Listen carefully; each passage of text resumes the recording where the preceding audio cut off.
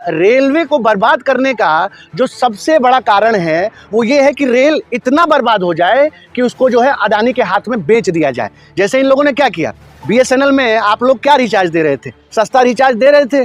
BSNL में कोई दिक्कत नहीं थी, पूरे देश में जब कोई कंपनी टेलीकॉम की नहीं थी तो बीएसएनएल थी। बीएसएनएल गरीब कश्मीर से लेकर कन्याकुमारी तक लोगों को जो है सस्ते दरों पर सुविधा देती थी। क्या किया इन लोगों ने बीएसएनएल को बर्बाद किया, और इतना बर्बाद किया कि आज बीएसएनएल देश से बंद हो गई, इसलिए कि जियो को प्रमोट किया जा सके। देश की जनता जो है इस सरकार के लिए महज आंकड़ा है। ये कीड़े मकोड़ों की तरह से जो लोग मर रहे हैं इनकी कोई गिनती नहीं होती है इस देश में। और जब से ये तानाशाह सरकार आई है, हम बार बार लगातार इस देश की जनता से कह रहे हैं कि दो तरीके का भारत इस देश में बनाया जा रहा है। एक तरफ वो भारत जो अमीरों का भारत है, और एक तरफ वो भारत जहां दबे कुचले वंचित शोषित मजदूर किसान जो है वो हर दिन अत्याचार सहते हैं, दबाए जाते हैं, कुचले जाते हैं, मारे जाते हैं, पीटे जाते हैं, और जो इस देश के नेता हैं उनका वोट लेकर के सत्ता में विराजमान हो जाते हैं। कितने शर्म और दुर्भाग्य की बात है कि इस देश का रेल मंत्री जो खूंखार बन चुका है, मतलब कितनी और मौतें होंगी तो इस देश का रेल मंत्री जो है वो इस्तीफा देगा।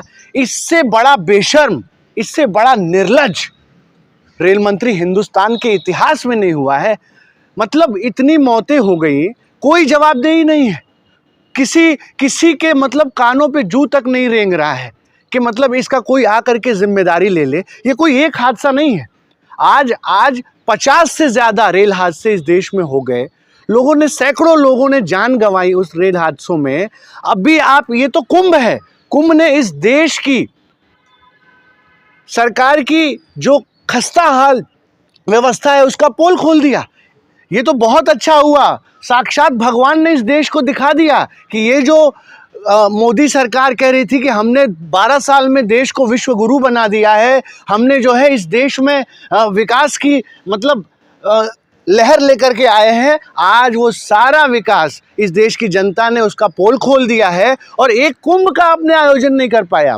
आप जिस कुंभ पे इतना जो है सीना अपना पीट रहे थे कि हम यूनेस्को वर्ल्ड हेरिटेज साइट बना दिया। बयान वो तो कह रहे हैं कि हाई लेवल की जांच होगी, आप घबराएं ना। देखिए, हाई लेवल की जांच कितनी जांच कराओगे, कितनी? और मैं तो कह रहा हूँ ये जानलेवा रेल मंत्री से इस देश के लोगों को खतरा है। जब तक ये मनहूस आदमी रहेगा, मैं इसको मनहूस कह रहा हूँ, पूरी जिम्मेदारी के साथ मनहूस कह रहा हूँ कि जब से ये व्यक्ति आया है अश्विनी वैष्णव, तब से इस देश में जो है रेल हादसे लगातार हो रहे हैं, लोग मर रहे हैं। और ये तो कुंभ एक अभी आया है कुंभ ना।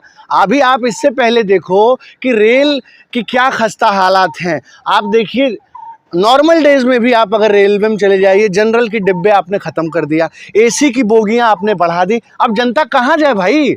ये जिस तरीके से जनता मतलब भेड़ बकरियों की तरह, जानवरों की तरह ठूस के, मतलब इसी दिन के लिए देश ने नरेंद्र मोदी की सत्ता का मतलब तीसरी बार सत्ता के सर्वोच्च शिखर पर बैठाया और प्रधानमंत्री बनाया। दिल्ली पे जो हुआ, कौन जिम्मेदार है? देखिए, जिम्मेदारी की तो कोई बात ही नहीं है इस सरकार में।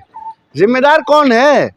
जब इस देश में ऐसी सरकारें आएंगी जो लोगों से बड़ी हो जाएंगी, जो लोकतंत्र से बड़ी हो जाएंगी, तो इसी तरीके से देश की जनता जो है दबाई जाएगी, कुचली जाएगी। और रेलवे को बर्बाद करने का जो सबसे बड़ा कारण है वो ये है कि रेल इतना बर्बाद हो जाए कि उसको जो है अडानी के हाथ में बेच दिया जाए।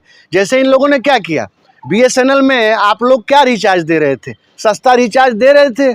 बीएसएनएल में कोई दिक्कत नहीं थी, पूरे देश में जब कोई कंपनी टेलीकॉम की नहीं थी तो बीएसएनएल थी।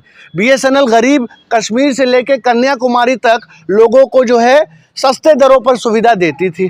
क्या किया इन लोगों ने बीएसएनएल को बर्बाद किया, और इतना बर्बाद किया कि आज बीएसएनएल देश से बंद हो गई, इसलिए कि जियो को प्रमोट किया जा सके। उसी तरीके से इस देश में रेल व्यवस्था को, रेलवे को भी जो मतलब भारत की शान होती थी जो इंडियन रेलवे, उस रेलवे को इतने हद तक बर्बाद कर दो कि जो है उसको अडानी नरेंद्र मोदी अपने प्रिय मित्र को बेच सके।